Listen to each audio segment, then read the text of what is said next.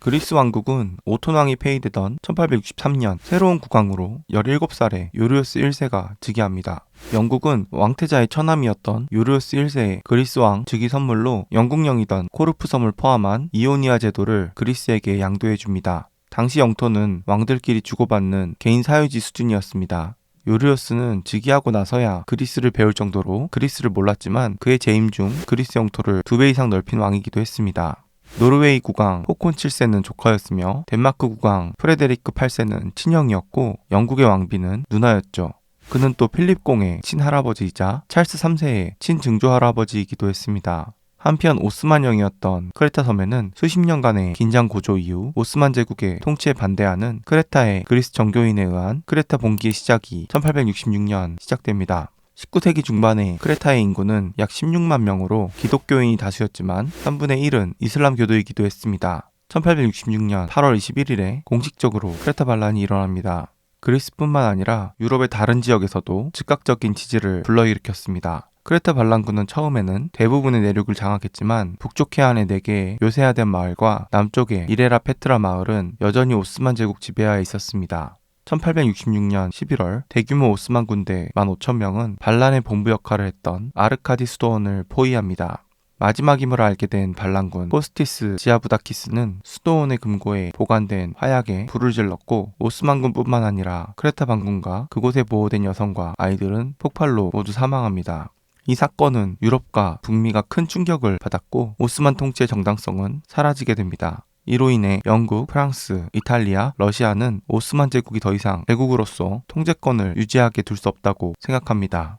1898년 크레타 섬에는 크레타 국가가 설립됩니다. 그것은 제1차 발칸 전쟁 이후인 1908년부터 1913년에 일어난 그리스 왕국으로의 크레타 섬의 최종 합병에 서곡이 됩니다. 1898년 12월 13일 그리스 국왕 조지 1세의 아들인 그리스와 덴마크의 조지 왕자는 3년 임기의 고등 판무관으로 크레타에 부임합니다. 그는 당시 30살이었고 러시아 황제인 니콜라스 2세와는 사촌관계였으며 1891년 일본을 함께 방문하던 중 암살 시도에서 니콜라스 2세를 구한 적도 있습니다. 1899년 4월 아테네에서 교육받은 크레타 카니아 출신의 젊은 변호사 엘레프테리오스 베니젤로스는 후에 그리스 총리가 되는데 당시 법무부 장관으로 집행위원회를 창설했습니다. 1900년까지 베니젤로스와 조지 왕자는 그리스와 그리스 외부 연합인 에노시스 문제뿐만 아니라 국내 정치에 대해서도 이견이 많았습니다. 1905년 3월 베니젤로스와 지지자들은 카니아 근처의 언덕에 있는 테리소스 마을에 모여 혁명의회를 구성하고 정치개혁을 요구했으며 강대국 영사관에 선언문을 전달했는데 크레타와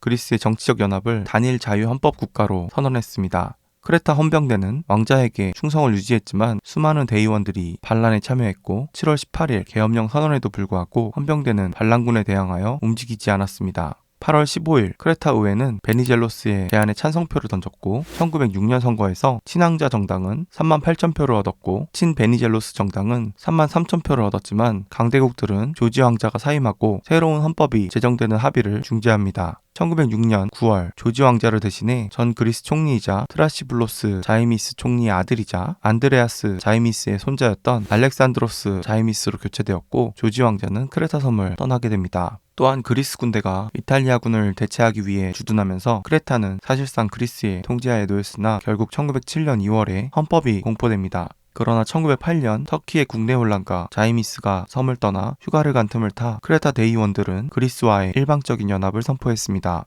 크레타주의 국기는 그리스 국기로 대체되었고 모든 공무원들은 그리스의 조지 1세 왕에게 선서를 했고 그리스 헌법과 법률이 섬에서 제정되었습니다. 그러나 이 법은 1910년 엘레프테리오스 베니젤로스가 총리로 선출된 그리스뿐만 아니라 국제적으로도 인정되지 않았습니다. 1912년 5월 크레타 대의원들은 아테네로 가서 그리스 의회에 진입하려 했지만 경찰에 의해 막혀 실패했습니다. 10월 제1차 발칸 전쟁이 발발하면서 그리스는 마침내 크레타와 연합국을 인정하고 스테파노스 드라고미스를 섬의 총독으로 파견했습니다. 강대국들은 1913년 2월 수다 요새에서 깃발을 내리는 행위로 이를 암묵적으로 인정합니다. 3월 요리오스 국왕은 테살로니키 방문에 시해당하고 장남인 콘스탄티노스 1세가 즉위합니다. 5월 런던 조약에 따라 술탄 메흐메드 5세는 섬에 대한 공식적인 권리를 포기했습니다. 12월 공식적인 연합식이 열렸습니다. 그리스 국기가 카니아의 피르카 요새에 개항되었고 엘레프테리오스 베니젤로스와 콘스탄티누스 1세가 참석했습니다. 그러나 크레타의 무슬림 소수민족은 이때까지 섬에 그대로 남아 그리스령의 소수민족으로 공존하게 됩니다. 한편 1914년 제1차 세계대전에서 오스만 제국은 동맹국 편에 참전하여 패전국이 됩니다. 1918년 10월에 무드로스 휴전협정을 맺고 연합국에 항복했습니다. 제국 수도인 이스탄불을 비롯한 오스만 제국령에는 연합국이 주둔하게 됩니다. 영국은 이라크의 모술, 남동부의 아나톨리아, 서아나톨리아, 흑해 연안 도시를, 또 프랑스는 키리키아 지역을, 이탈리아 왕국은 아나톨리아 반도 남쪽 서부의 안탈리아와 콘야를 점령했습니다. 그리스는 프랑스와 영국 편에 서서 승전국이 되면서 자신감이 넘쳤고 절호의 기회라고 여겨 본격적으로 터키를 침공하여 메갈리 이데아를 실현하고자 했습니다. 1919년 5월 15일에는 영국의 지원을 받아 그리스는 휴전협정을 위반해 소아시아 서안의 항만도시 이즈미르에 그리스군이 상륙했습니다. 이즈미르, 아이바르크 등 아나톨리아 반도의 에게에 연안 여러 도시에는 그리스인 공동체가 존재하였는데 늘 그렇듯 이들에 대한 보호가 침공의 명목이 되었습니다. 1920년 3월 16일 영국 프랑스를 중심으로 한 연합국에 의해 수도 이스탄불이 점령됐고 제국의 의원의 다수는 이스탄불을 탈출하여 권리옹호위원회에 합류한 후 앙카라에서 대국민회의를 열었습니다. 의회는 연합국의 점령하에 있는 무능한 이스탄불 정부를 대신해 자신들의 정통성을 주장하고 케말을 수반으로 하는 앙카라 정부를 결성해 오스만은 두 개의 정부가 됩니다.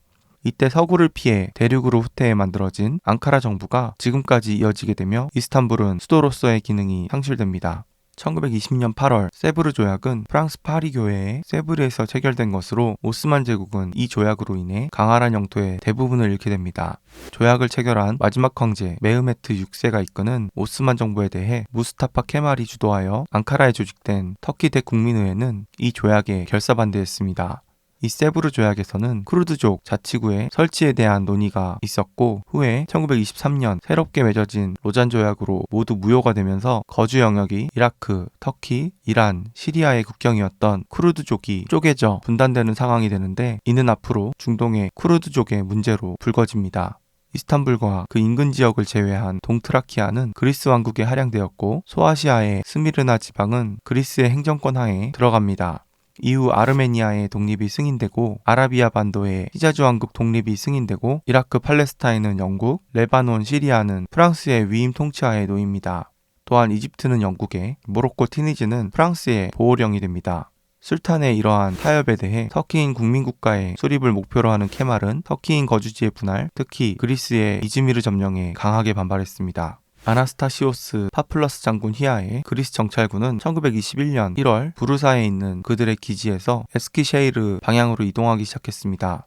전투는 1월 9일 이노누 기차역 근처에 미라라의 이스메트 파샤의 군대에 대한 그리스의 공격으로 시작되었습니다. 오스만의 체르케스 에템은 이스메트 이노누의 지휘하에 설립된 정규군과의 군대에 합류하는 것을 거부했고 앙카라의 새로운 중앙정부에 반대했습니다. 따라서 새로 재편성된 터키 군대는 그리스인들과도 싸우면서 이 반란도 진압해야 했습니다. 악피나 코발카선을 점령한 그리스군은 공격을 중단하고 진지를 구축합니다. 제61사단으로 터키의 진지가 강화되고 터키인들이 더 이상 물러서지 않기로 결심을 하자 전장에서 버틸 준비가 되지 않은 그리스인들은 1월 11일에 이노누를 비우고 철수했습니다. 터키인들 또한 피로가 누적되고 보급품도 없었고 그리스 군대뿐만 아니라 체르게스 에템군을 진압해야 했기 때문에 그리스인들을 추격할 수는 없었습니다. 전투의 승리의 여파로 명성을 얻은 터키 혁명가들은 1921년 터키 헌법을 공포했습니다. 이것은 국제적으로도 터키 혁명가들의 존재감을 증명했고 이노누에서의 활약의 결과로 이스메트 대령은 장군이 되었습니다. 그 후 그리스군은 다시 전진을 시작했습니다. 이스메트 파샤 지휘하에 제11, 제24, 제61 보병사단과 예비 제3보병사단과 제1기병여단은 이뇨뉴 부근에 방어선을 치고 1921년 3월 26일부터 31일에 걸쳐 전투가 발생했습니다. 국방 대신 페부지 파샤는 스스로 전선을 방문하여 이스메트 파샤로부터 지휘권을 넘겨받아 반격을 실시하여 그리스군을 격퇴합니다. 이 공적으로 4월 3일 터키 대국민의회는 페부지 파샤를 빌린지 펠릭으로 승진시켰습니다. 에게의 연안부에 비해 아나톨리아 내륙부에는 정교의 그리스인은 거의 살지 않았고 그리스 침략에 대해 게릴라에 의한 반격이 다발하고 있었습니다. 1921년 7월 그리스군은 영국 등으로부터 물자 원조를 받았고 3번의 진군을 개시한 끝에 앙카라 서쪽 50km 지점까지 진격하는 데 성공했습니다. 터키 국민의회는 케마르를 총사령관으로 임명했고 터키군은 앙카라 서쪽 사카리아 강변에 100km에 이르는 참호선을 세우고 그리스군과 대치했고 소모전을 펼쳤습니다. 게릴라에 의해 보급이 잘려져 있던 그리스군은 점차 밀려날 수밖에 없었고 터키군이 공세에 나섰을 때 이를 버티지 못하고 전면 철수에 들어갔습니다. 터키군은 추격을 할 여력은 없었기에 그리스군은 200km 후방의 이즈미르까지 철수했습니다. 그리스군은 이즈미르 주변에 방어선을 세우고 외교로 해결을 모색하고자 했지만 이미 터키 측은 이즈미르를 회복하겠다는 결의를 굳혔고 터키군은 이즈미르 주위 100km에 걸쳐 전면 공세에 나갔고 며칠 만에 그리스군은 완전히 무너집니다. 이후 이즈미르를 점령하고 있던 그리스인이나 터키군의 박해가 두려웠던 아르메니아인들은 배로 그리스로 탈출했습니다. 이 과정에서 일본의 상선 토케이마루가 난민 약 800명의 아르메니아인이나 그리스인을 구출하기도 했습니다. 이것은 2017년 자오스 사모라다스에 의해 단편 애니메이션으로 제작되기도 했습니다. 결국 9월 8일 이즈미르는 터키군에게 점령되었고 그리스군 병사의 대부분은 사살됩니다. 이즈미르를 점령한 터키군은 북쪽으로 향하여 다다넬스 해협의 영국군과 대치하게 됩니다. 다만 터키군은 이 지역을 철수했고 실제 전투는 피할 수 있었습니다. 전쟁에서 패배한 그리스는 9월 11일 전쟁 전에 망명했던 베니제로스를 지지하는 니콜라우스 플라스티라스 육군대령, 스티리아노스 고나타스 육군대령, 렘노스 함장, 디미트리오스 포카스 해군대령 등 군인에 의한 쿠데타가 발생했습니다. 27일 전쟁을 추진한 국왕 콘스탄티노스 1세는 다시 퇴위당하고 뒤를 이어 게오르기오스 2세가 즉위합니다. 28일 6인조 재판이 열렸는데 여기서 게오르기오스 하지아네스티스, 디미트리오스 구나리스, 게오르기오스 발타지스, 니콜라오스 스트라토스, 니콜라오스 테오토키스, 페트로스 프로토파파다키스는 사형 판결이 내려집니다. 한편 케말이 이끄는 터키 국민군과 싸울 여력이 없었던 영국과 프랑스 양국은 세브르 조약을 대체하는 강화 조약을 앙카라 정부와 맺을 필요가 있었습니다. 터키는 동트라키아에 군대를 주둔하는 것을 조건으로 그리스와 휴전협상을 합니다. 무다냐 휴전협정은 1922년 10월 11일에 오스만 제국의 부르사 현 무다냐에서 터키의 앙카라 정부와 이탈리아 왕국, 프랑스, 영국 사이에 체결된 휴전협정입니다. 그리스 왕국은 1922년 10월 14일 휴전협정에 사인합니다. 1922년 그리스 전쟁에서 무스타파 케마르가 이끄는 터키군에게 패배, 그리스 왕국의 대그리스에 대한 야망은 무너졌고 그리스군은 패주하여 스미르나의 파멸이라고 불렸던 재앙이 찾아옵니다. 그런 가운데 베니제로스를 지지하는 군 장교들이 권력을 잡았고 그 리더인 니콜라오스 플라스티라스나 스티라노스 고나타스 등은 그 후에 그리스 정치에서 이름을 알리게 됩니다. 6명이 총살된 6인 재판 이후에도 베니젤로스파와 반베니젤로스파의 대립은 더욱 깊어졌습니다. 로잔에서의 회의에서 베니젤로스는 열강들에게 열변을 토했지만 결국 세브르 조약으로 얻은 영토의 대부분을 로잔 조약으로 잃게 됩니다. 1923년 7월에 스위스 로잔에서 구연합국과 터키 정부, 이웃국들이 함께 로잔 조약을 맺습니다. 동트라키아 및 이즈미르는 터키령이 되었고 현재 그리스, 터키 간의 국경이 확정되게 됩니다. 게다가 이 조약에서는 그리스와 터키 간의 주민 교환도 이루어지는데 약 100만 명의 그리스 정교회가 터키에서 그리스로 50만 명의 무슬림이 그리스에서 터키로 이주했습니다. 예외적으로 이스탄불의 이교도 공동체와 그리스령 트라키아의 무슬림은 남게 됩니다. 그러나 이주한 그리스인들은 야울트바프, 티즈맨이나 팔레오, 엘라디티스 등으로 본토 사람들에게 조롱당하고 멸시당했습니다. 이들 이주한 사람들의 존재로 인해 그리스의 인구 분포는 크게 변화됐는데 발칸 전쟁 직후에는 소수민족이었던 그리스인이 다수파를 차지하며 이민자들은 그리스 정치의 캐스팅 보트로 변했고 그들 대부분은 베니젤로스를 지지하고 있었습니다. 1924년 국민선거에서는 국외에서 유입된 난민들이 강하게 군주제 폐지에 찬성을 요구했고 투표 총수의 7할이 공화제를 선택했습니다. 그러나 1925년 6월 테오드로스 판가로스에 의한 쿠데타에 의해 군사독재 정권이 성립됩니다. 그러나 결국 1926년 8월 판가로스는 망명했고 독재 정권이 전복되는 등 국정은 큰 혼란 상태였습니다. 1933년 그리스 터키 우호조약이 체결되고 테살로니키에서 발칸회의가 개최됩니다. 1935년 공화국은 폐지되고 군주제가 다시 부활합니다. 왕정복고 국민투표가 가결되어 국왕 게오르기오스 2세가 복위합니다.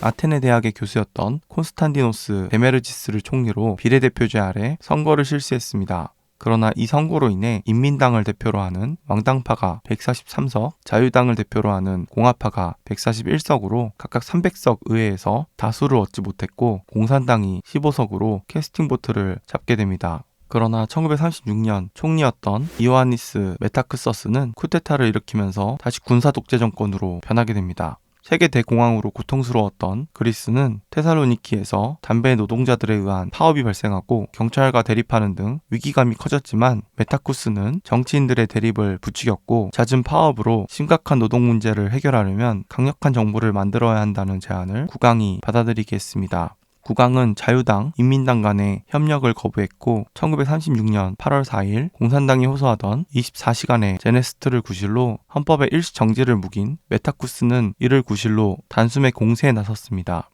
이렇게 제2공화정은 붕괴되고 메타쿠스가 말하는 8월 4일 체제로서 군사독재 정권이 성립됩니다. 이는 나치의 그리스 침공까지 계속됩니다. 또한 이로써 그리스와 터키의 갈등은 일단락되지만 여전히 이미아 섬 등의 영토 분쟁은 지금까지도 이어집니다. 오늘도 시청해주셔서 감사합니다. 좋아요와 구독, 알림 설정 부탁드립니다.